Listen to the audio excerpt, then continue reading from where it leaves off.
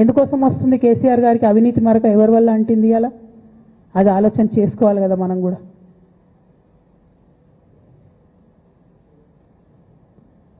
కొంతమంది కేసీఆర్ గారి పక్కన ఉన్నటువంటి వాళ్ళు కేసీఆర్ గారి పేరు చెప్పుకొని అనేక రకాలుగా లబ్ధి పొంది వారు చేసినటువంటి అనేక చెత్త పనుల వల్ల ఇవాళ కేసీఆర్ గారి పేరు బద్నామయ్యే పరిస్థితి వచ్చింది.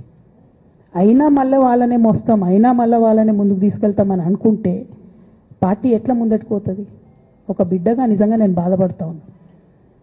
ఇవాళ 5 సంవత్సరాలు ఇరిగేషన్ మంత్రిగా చేసినటువంటి హరీష్ రావు గారిది మేజర్ పాత్ర లేదా దీంట్లో? అందుకే కదా కేసీఆర్ గారు వారిని సెకండ్ టర్మ్లో తప్పించిండ్రు. ఈ మొత్తం కాళేశ్వరం ఎపిసోడ్లో కేసీఆర్ గారికి మరక అంటిందంటే 2-3 వ్యక్తులు కారణం. మాజీ రాజ్యసభ సభ్యుడు ఒకలైతే, హరీష్ రావు గారు ఒకలైతే, మేఘా కృష్ణారెడ్డి గారు ఇంకోటి, మేఘానో బోగానో ఏదో.